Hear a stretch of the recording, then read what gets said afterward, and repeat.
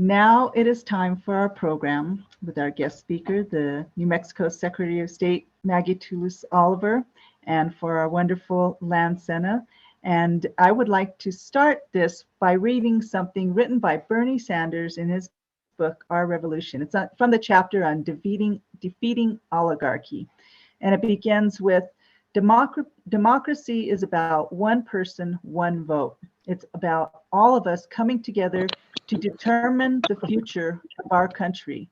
It's not about a handful of billionaires buying elections or governors suppressing the vote by denying poor people or people of color the right to vote. Our job is to stand together to defeat the drift towards oligarchy and create a vibrant democracy.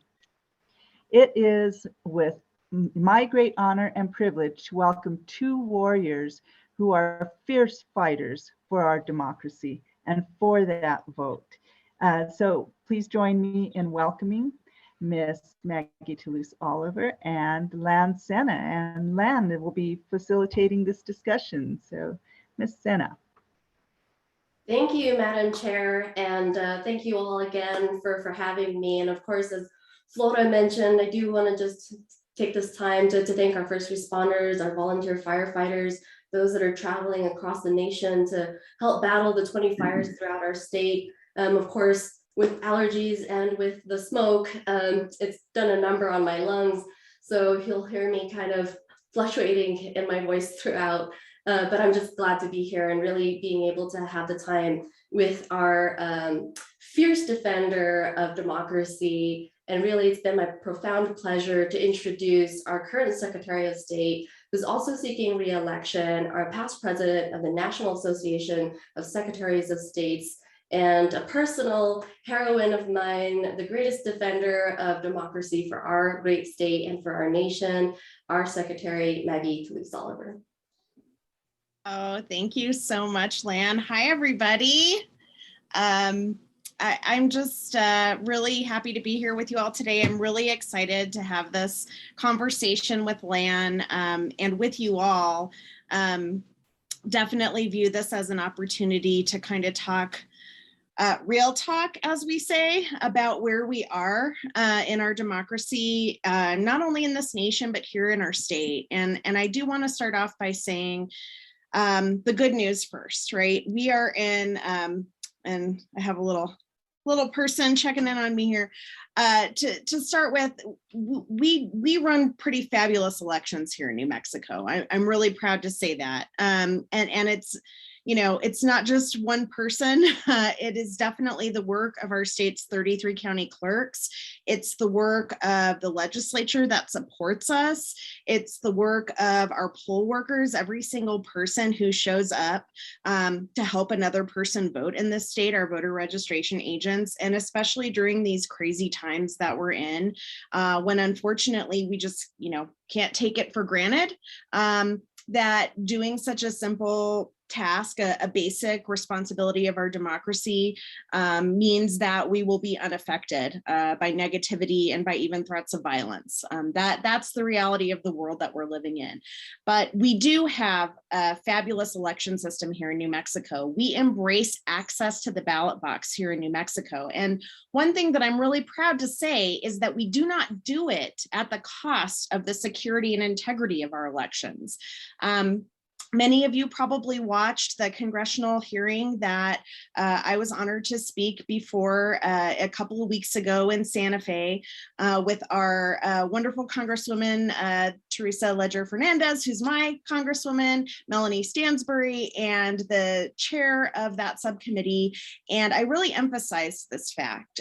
We can walk and chew gum at the same time. We can have accessible elections and also elections that are accurate and have integrity. One thing that we really were on the vanguard of here in New Mexico, way back in 2006, as many of you will recall, because many of you have been super active in the party and on campaigns for a long time, as I very well know, is that we were all very concerned about the outcome of the 2004 election, and particularly of the results in Ohio, where there was extensive use of direct recording tabulators, those so-called black box voting machines, where we were not able to verify the accuracy of election results. And I think we all ultimately accepted that President Bush was reelected and we moved on. Unfortunately, that isn't the current situation, but the way we addressed those concerns is that we returned to a paper ballot system here in the state. So we always have a paper record of those votes that we can always go back to ensure the accuracy of election outcomes. And then 2 years later in 2008, we started auditing after every general election to make sure that those outcomes were right. And the way we do that is we sample and hand tally ballots. That is a best practice. And we were at the forefront of doing that across the nation here in New Mexico. We've been at the forefront of a lot of things. We have 28 full days of early voting. We do not require an excuse to vote absentee. You can apply for an absentee ballot and get your ballot in the mail online. Now we have drop boxes throughout the state, and we're still working to get those installed throughout the state. As you probably read, we're experiencing a little pushback on that concept because unfortunately the other side politically feels like it is better for them and for their ability to win elections if fewer people come out to vote and we make it harder for folks to vote. So I will just end these initial remarks by saying, thank you for the support that you've given me over the years as Secretary of State and for 10 years before that as Bernalillo County Clerk. It's been the honor of my life, but not only that, it's been my career to run elections here in my home state and for the community of people that I love, and to be able to ensure that our democracy thrives and not just survives. But we do have challenges. And I think the best way to address those challenges is head on and to continue to do the work to expand access to the ballot box, because we still have many people throughout our communities in our state that cannot cast their ballot easily, effectively, or without hurdles. And that's on us. That's on us to keep working on. So with that, I'm going to end my initial remarks and hand it back over to Lan, and we can answer all the questions and talk about all the things. So thank you. All right, well, thank you. I mean, you touched on a lot of actually my initial question, but since 2004, as you stated, we have seen some of the highest participation in the last, 4 election cycles or so. Even through the midterms, we haven't seen that rate of participation since 18-year-olds were granted the right to vote. But, of course, with the pandemic and more interestingly, the presidential election and kind of what has been an outcome of that, what were some of the key takeaways from the 2020 election that you can share? Sure. Well, first of all, again, to start with the good, one of the things that I was really happy about in the lead up to 2020 was the fact that there was so much engagement and so much interest in the actual process of the election. And again, as I say, those of you who've actually worked the polls, worked on the absentee board, or those of you that have run for office, worked on campaigns, you know that the mechanics of elections, they're complex, right? And they're not simple and straightforward, but what they definitely are is transparent and bipartisan. And it was really encouraging to me to be able to talk about some of the things that we do in order to ensure the accuracy of our elections and to ensure the integrity of our elections.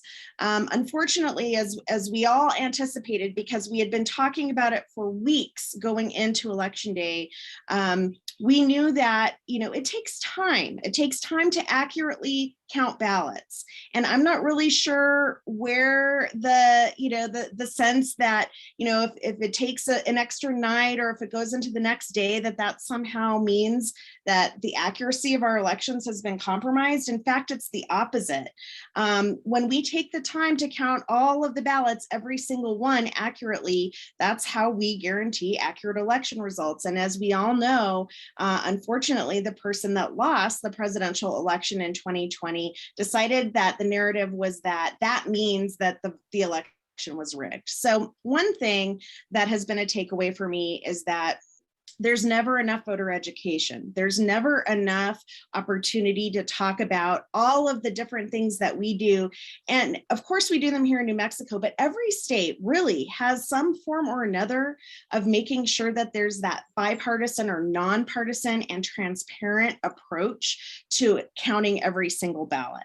And I also think that, you know, the big thing that we learned is that mis and disinformation, unfortunately, are alive and well in our society. We all knew that going into the 2020 election. We talked about it a lot, and we particularly talked a lot about how foreign governments like Russia and China and Iran are doing their part to help fan the flames of that mis and disinformation.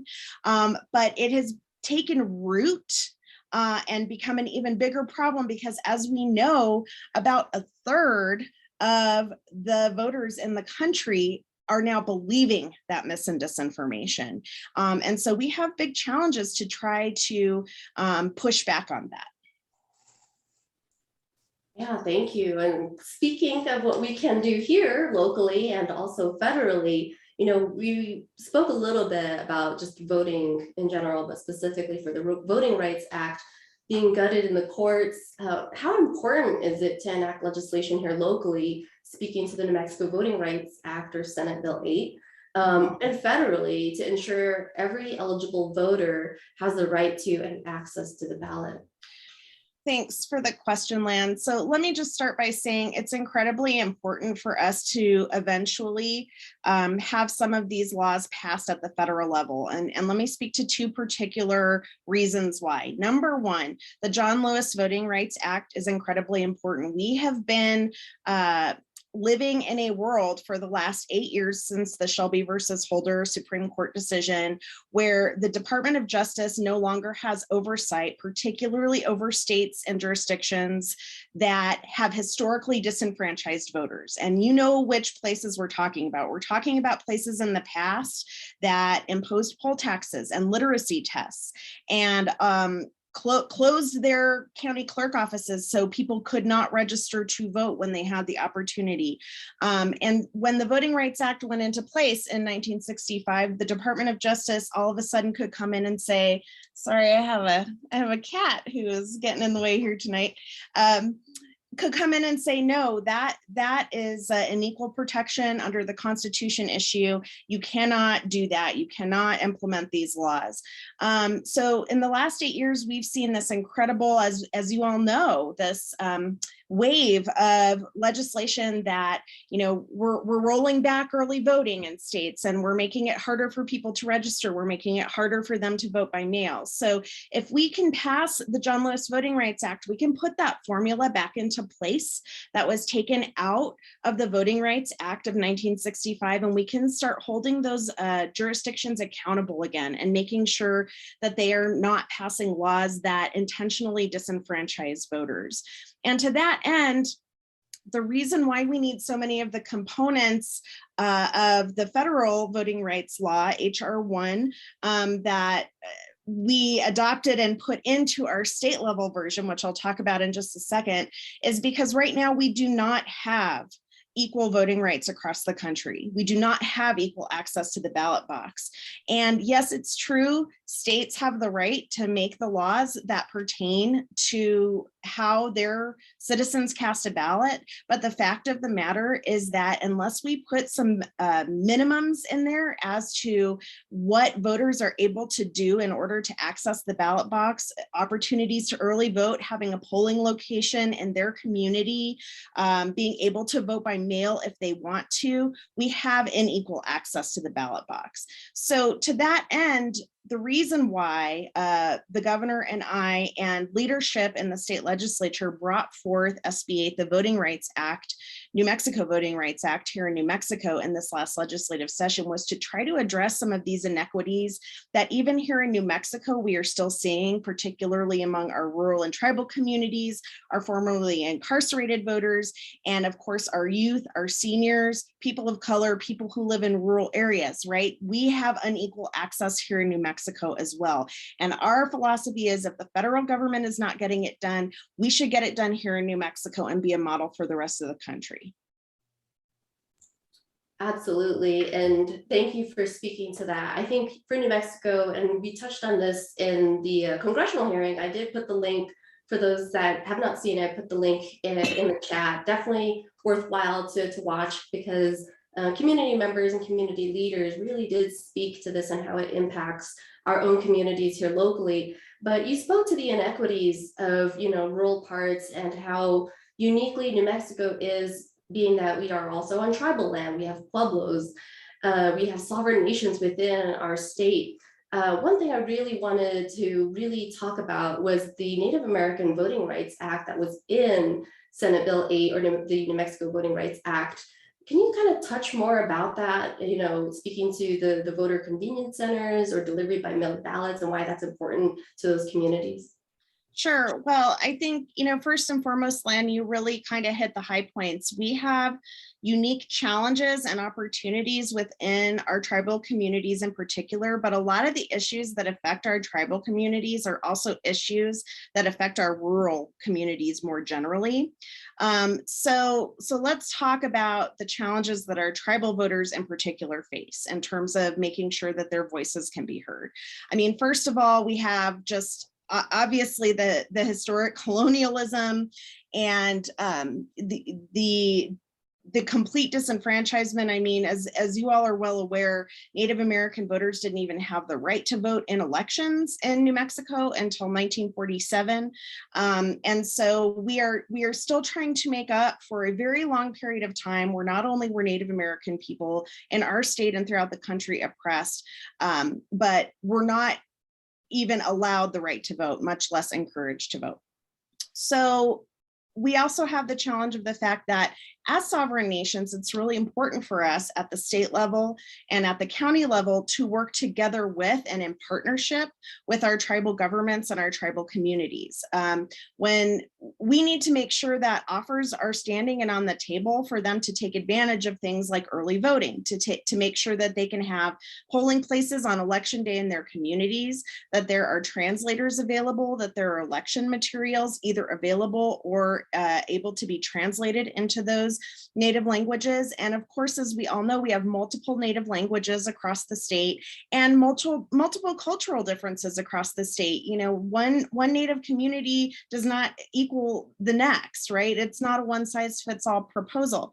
So the great thing about the Native American Voting Rights Act, which we do need to get passed in the next legislative session, was that first and foremost, it acknowledged these challenges and opportunities.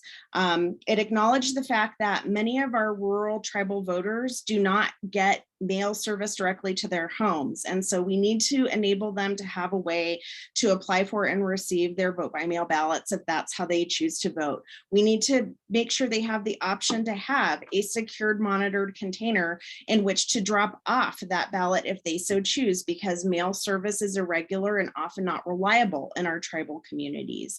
We need to make sure that if there are going to be changes made, and this was a big deal in the 2020 election with COVID and with our tribal communities closing off their borders to keep their voters and their citizens and tribal members safe, that they are able to continue to have access to things like polling places, but without having to let everybody else into those communities at the same time. Those protections are not currently in place in our state law. And to make sure that if they're going to move a polling location or something due to the tribal location being closed, that it's done with the permission and consent of that tribal government. So we still have work to do. Are we getting better in terms of providing access to our tribal communities? We absolutely are. We're doing that every day. But there is still much more work that needs to be done, again, so that they have that roughly equal access to the ballot box that everybody else has, particularly voters in Bernalillo County, who are particularly blessed with those voting opportunities. Yeah, thank you so much for touching on that. And I know Atsa Chavez with And a Native Vote also spoke to her about her own community, again, in the YouTube, which was shared just now by Marisol. You touched on something too. New Mexico is 42nd in the country in registration rates, an estimated 473,000 unregistered eligible citizens. currently in New Mexico, there was a provision there in the New Mexico Voting Rights Act that you yourself, sponsors, and our governor really work towards to think about this in a different way to address. And this is something that I definitely appreciate, actually having people within the Human Services Department start to register voters, or at least give them the opportunity to let them know that they can change their voter registration at that moment, or register to vote. And just to put this into context for everyone watching, as of April 2022, there was 1,062,823 unique HSD customers. That's 50.2% of New Mexico's population. So our ability to reach out to these folks would have been profound within the New Mexico Voting Rights Act. So do you want to touch on just how we can engage in those different ways, and why this is so important to reach out to those that are eligible but just aren't registered? Right. So everybody on this call, I am almost positive, I'm 100% sure actually is registered to vote, unless you're under the age of 18, in which case I hope you're pre-registered to vote, because we can do that here in New Mexico, which is another one of the great laws we have on the books. However, I think, those of us that are registered and have been registered in voting since our, very first opportunity even, we acknowledge, and I've shared my story, and I've shared stories with all of you about how you came to be registered to vote and started to become a habitual voter.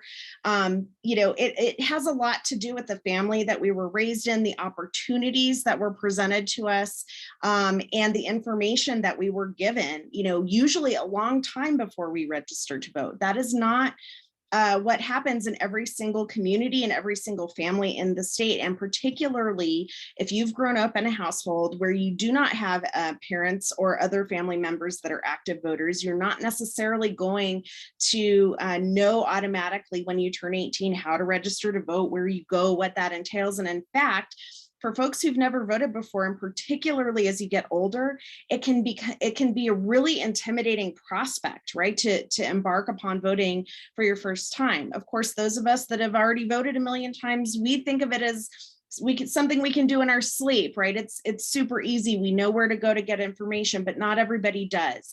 And that in and of itself can be a hurdle for voters. That's why we created automatic voter registration, automated front end voter registration at the Motor Vehicle Division. So, excuse me, now everybody who gets a license or renews a license is asked the question, or a state ID, if they want to register to vote or update their voter registration before they leave. The idea is we could also apply this to other state agencies like the Human Services Division, because Human Services, as you mentioned, Lan, it touches such a wide swath of New Mexicans, that some of which don't have New Mexico driver's licenses or state IDs, right? They could be expired, they could be just never planning to vote, what have you. And so any opportunity that we can get to streamline that process. And of course, as we all know, voter registration is just the first step.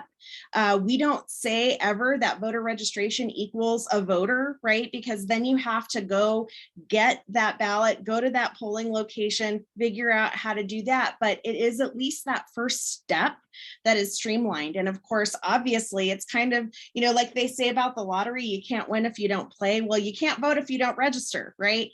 So that's why every opportunity we can, like automated voter registration at MVD, like online voter registration, like now same day registration that is going to be available starting this year at every polling location on election day, in addition to early voting, every opportunity we get to reduce that barrier to the ballot box, we need to take that opportunity. Thank you. And speaking of reducing barriers, I know that this was also touched on in the New Mexico Voting Rights Act in terms of restoration of rights for those formerly incarcerated, those returning from incarceration. This was actually really profound. And we had Justin Allen come speak about how this impacts him. So can you touch a little bit on what that meant within the Voting Rights Act?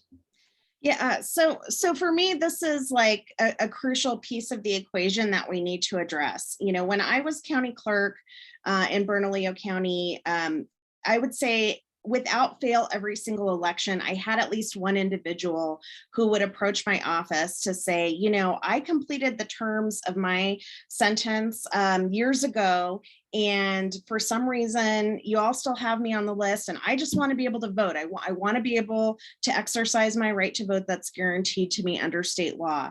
And either I or my staff or the Secretary of State or their staff would have to, you know, go and research and contact the corrections department. Sometimes these individuals have to be sent around to probation and parole offices and district courts and what have you to get documentation that, you know, maybe they haven't needed for a long time and it's really hard to get a hold of, just so that they can prove to the county clerk, you know what, I do have the right to vote again. I have completed the terms of my sentence. And then I think the piece that I think bothers me the most is that for many folks who have not completed the terms of their sentence in order to get their voting rights back, it's the fact that they have to pay fines and fees associated with that conviction. It's those outstanding fines and fees that are keeping them, hello from my little friend here, that are keeping them from being able to get those voting rights back. And I don't know how else you can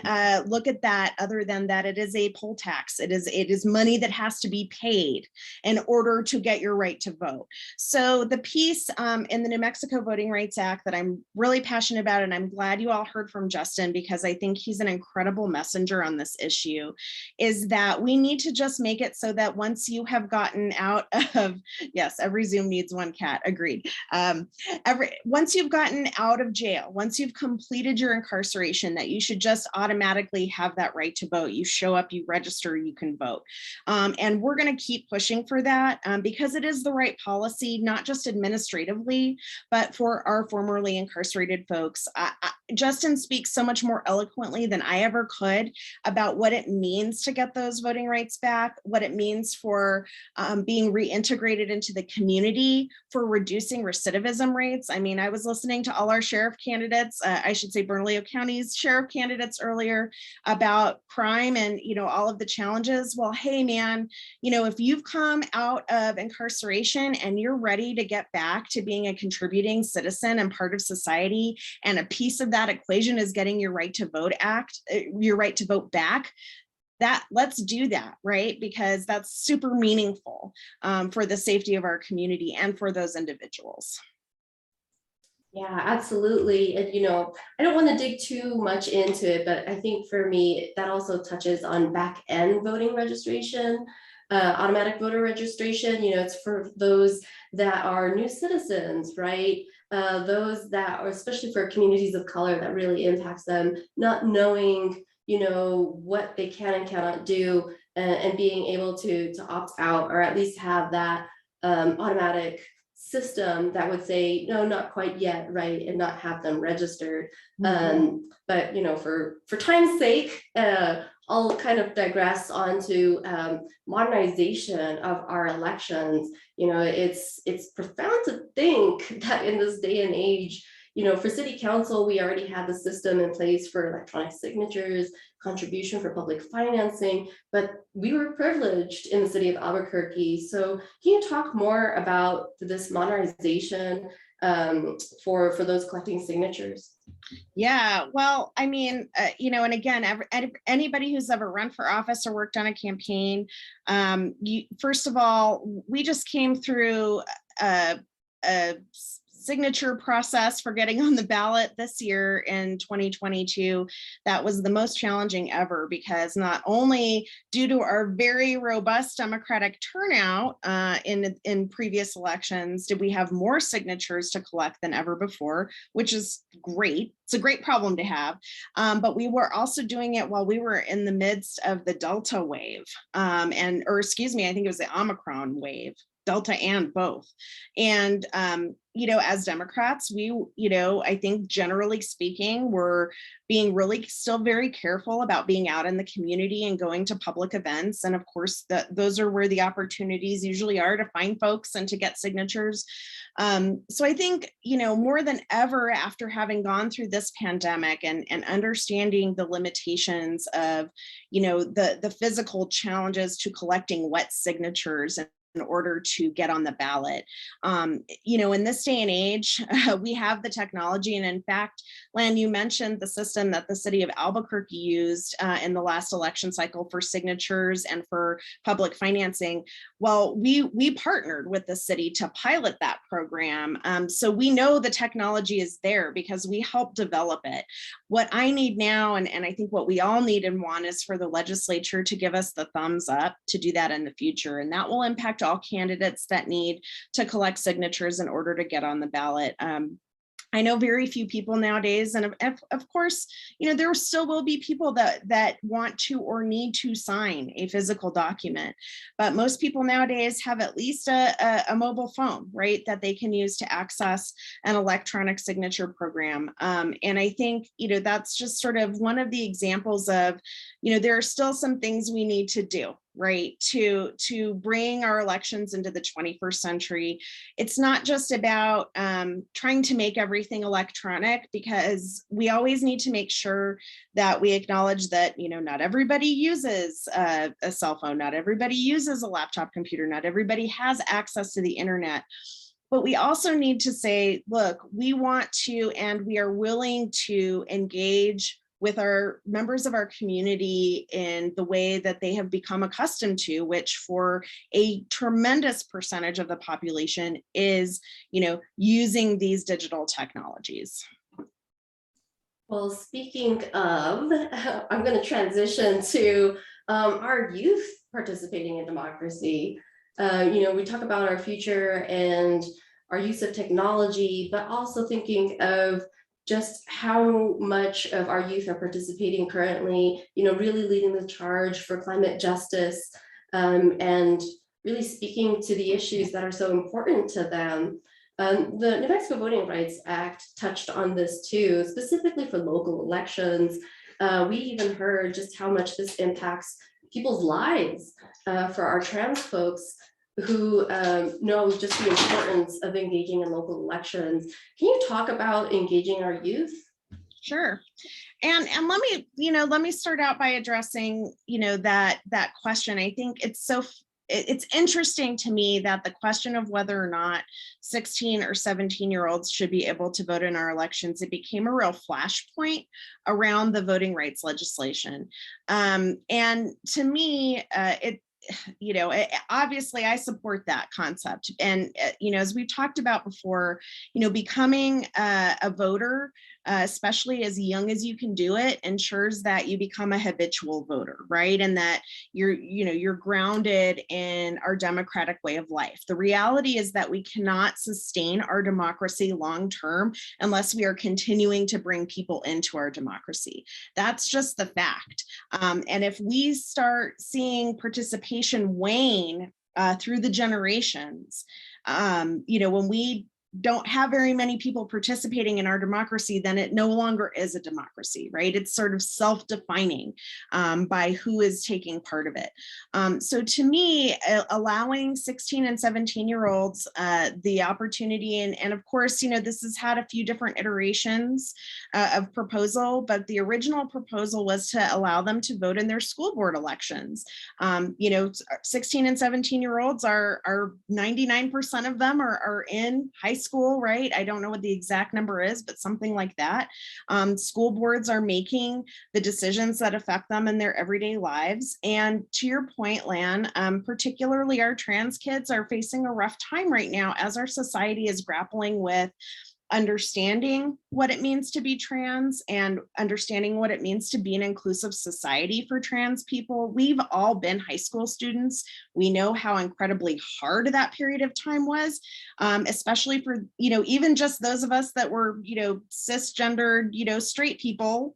High school was hard, right? And so the idea that you can help empower a young person to have their voice heard, to me is just a no-brainer. But I think, you know, put that proposal aside for a moment. Anything that we can be doing to be inclusive and to invite and to not just say, hey, young people, here's an opportunity, or young people, you should go vote, or young people, you should pre-register. You can pre-register now in New Mexico if you're 16 or 17 years old. So, but by the time you turn 18, you will automatically be registered. You can also work the polls at ages 16 and 17, which are also great opportunities for our young people to participate in our democracy. Even if they don't have a chance to vote, they can help facilitate other people to have that chance to vote. And again, it's this very sort of ingraining experience. But it's on us not just to say, hey, this would be a great idea. We need to invite and to bring them in, just like anything else. You know, I don't know how many of you went to your very first Democratic Party event just of your own volition because you read a notice in the paper or something like that. But most people, if you're going to do something for the first time or go somewhere for the first time, you need to be invited. Someone needs to ask you, come along to this, right? And I think that's our job and our responsibility as members of our democracy to invite our young people in as well in everything that we are doing. Very well put. And I will say, for folks who are wondering, why do we keep talking about this and why it's so important and what just happened to it? What happened to Senate Bill 8? And other versions that came through, and why isn't it a law right now? And so I kind of want to dig into that. As many of you know, we had a 30-day session. It was a budget session, and that kind of speaks to the overall process. And I think I was watching at home virtually. I stayed up nearly all night to finally hear the bill be debated on the floor. And I know you were there in person watching this so that if they needed your expert, testimony, you could give it. But it was just really heartbreaking to see. But can you kind of give an overall, I guess, in your perspective? I have my own perspective where we have a 30-day session. You only have so much time. Yeah. And, just to let folks know, well, that those that are participating, we had a rules committee hearing that was 8 hours long and public comment where there was no time limit. So with 8 hours in a committee, that is an eternity when it comes to a 30-day session. Yeah. We had even folks who were actually, making threats to election folks on a bill speaking about protecting election workers. So can you talk about just the overall process? Like, why do you think, or what happened in the end? Sure.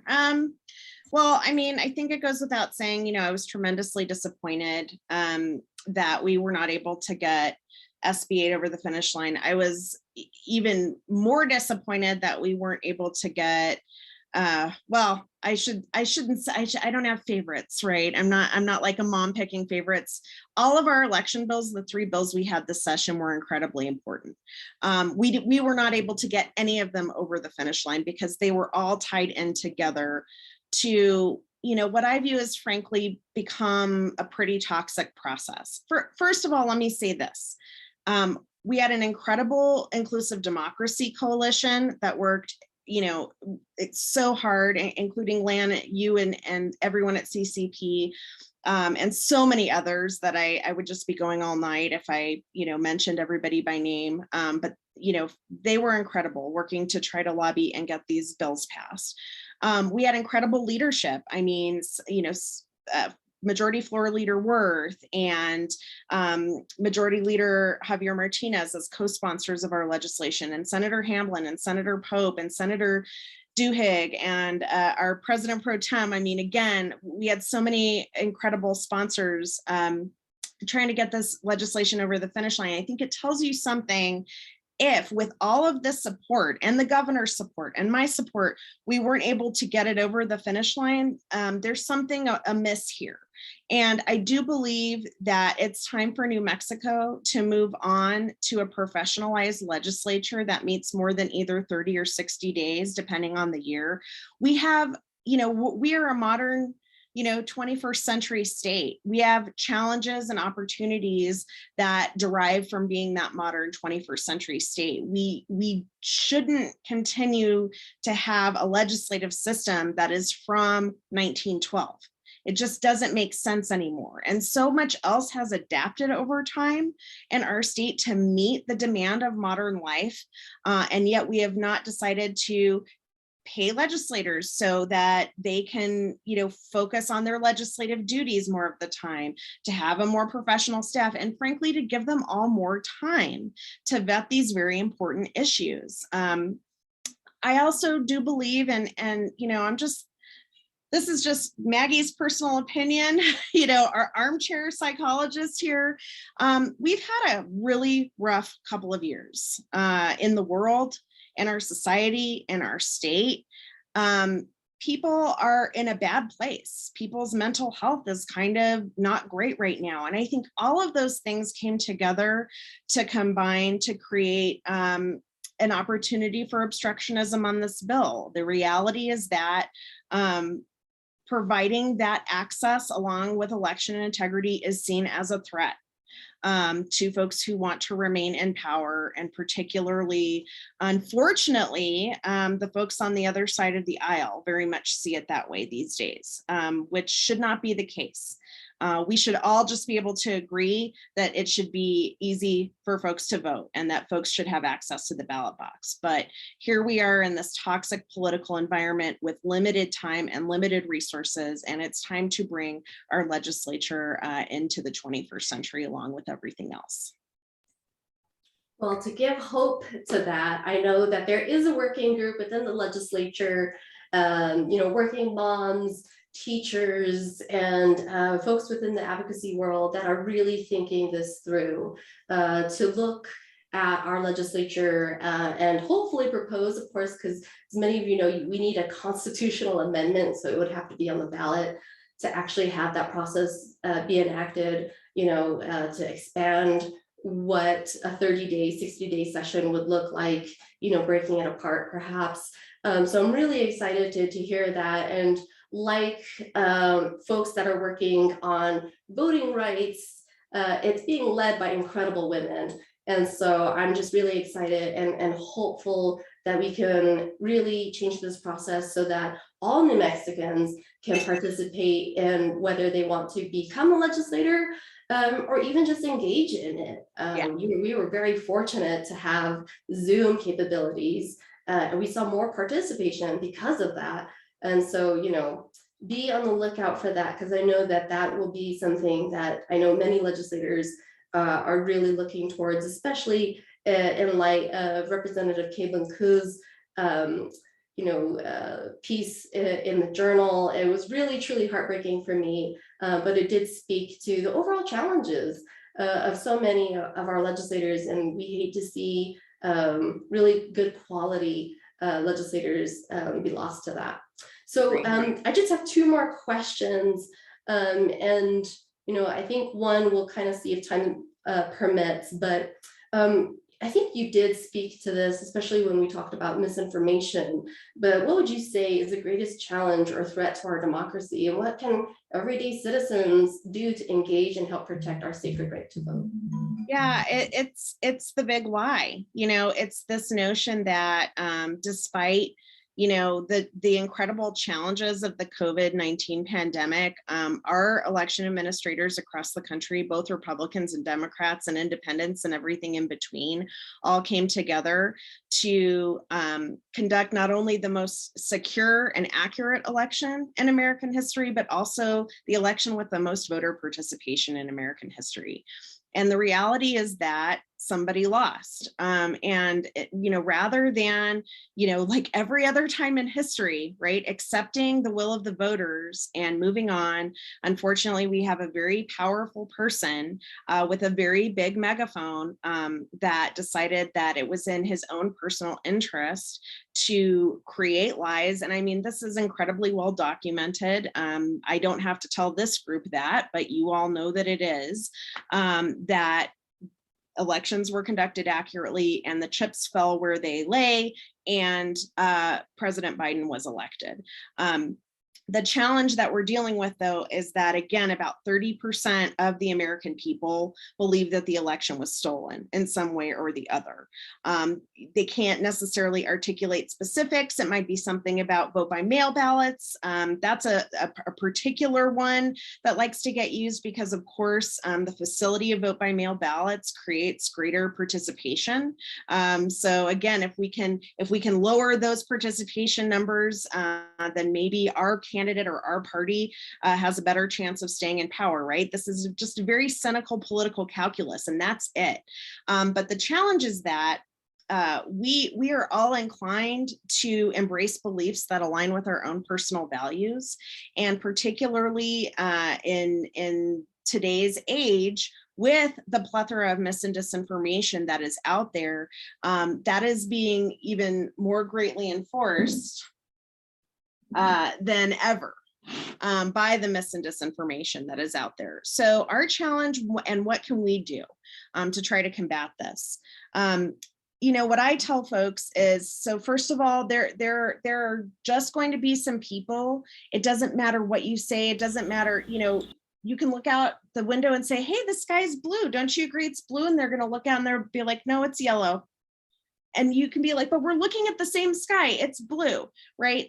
There are people that you're just not going to be able to convince. That's really unfortunate, but that's just the case. There are people that do just need more information. And I think the way that people can become most informed, if they have the capacity, is to come work the election, serve as a poll official, volunteer as a poll watcher, physically be in the place where the election's happening, help facilitate the election. I have heard a lot of personal stories from folks that actually serving as a poll official or serving in a capacity where they're, physically in a polling place has really helped open their eyes to all of the different levels of protections that go into our election process, and the accuracy and just the absolute integrity with which every single poll worker, Democratic, Republican, Independent, and everything in between, takes their job so seriously. And just obviously go to your local and state election officials. We are the trusted sources of information. If you ever have a question, or if somebody has a question out there about, how, what, where, and how to cast their ballot, always just direct them to us. As you all know, we are very engaged in my office on social media. We have a really robust website. We have the nmvote.org website where everybody can go to get their information about how, where, and when to cast their ballot. Help drive folks to those trusted sources of information sites as well. Don't listen to what Group A says or Group B says or whatever. Go straight to the horse's mouth. Go to your local or state election official. Yeah, that is a great point. I know that I have one more question, but I know some folks have actually put some questions in the chat.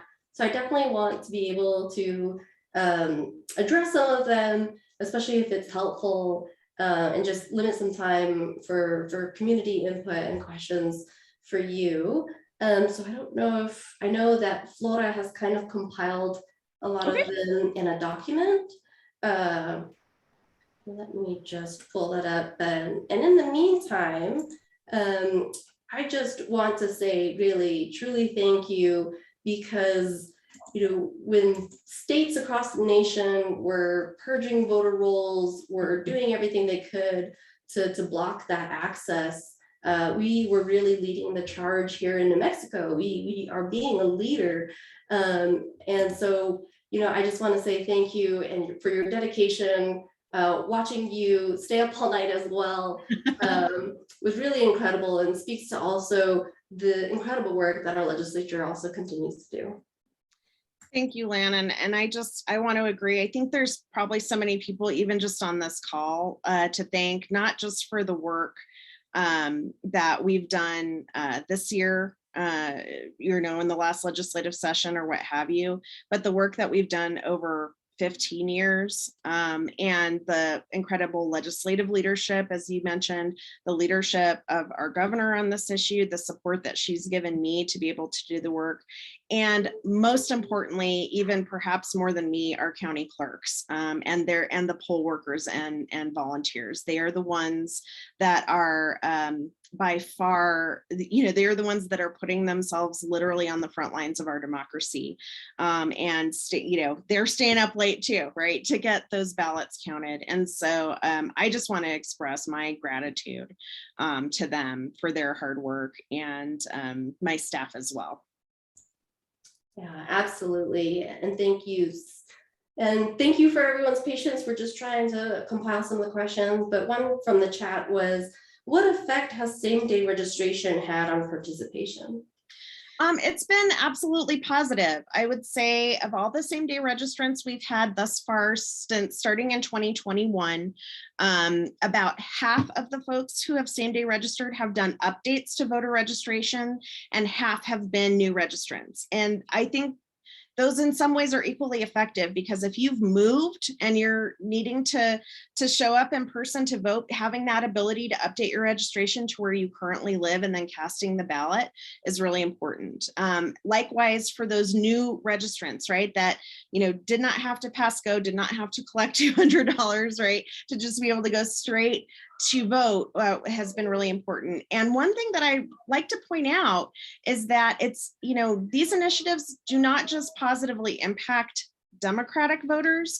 In 2020, in the general election, more Republicans took advantage of same-day voter registration than Democrats. And I think that just speaks to the fact that, these policies are about all voters, right? They're about everybody. They're not just about one party or the other. Access isn't just for Democrats, it's for every voter. I'm going to kind of compile these two questions because I think they're related. I don't know. Can you hear me? Yeah, I can hear you. Okay. I don't know why, but my sound just went out. So let's see if we can fix that real quick. Okay. Lan, can you say something? Can you hear me? No. No. No. Here. I put these on. I don't know what's happening. Uh-oh. Lan, can you hear? I can hear. Oh, I can hear now. Okay. Okay. Good. Cool. So technology. I'm just going to do one last question. I'm going to kind of compile these two because I think they're related. They did ask about the New Mexico audit force and some of these fake electors. If you can give any shed light into that or any updates on that, provide more information. I think that kind of speaks to those two questions. Sure. I think the good news that folks need to take away from what I really view as a political stunt is that in New Mexico, the Secretary of State is responsible for convening the electors. The electors are chosen by the party of the winner of the presidential election as certified in that state. And there was never a question of whether or not we were going to convene the appropriately nominated electors, whether we as the official entity to submit those electoral college votes to the National Electoral College entity were going to do that.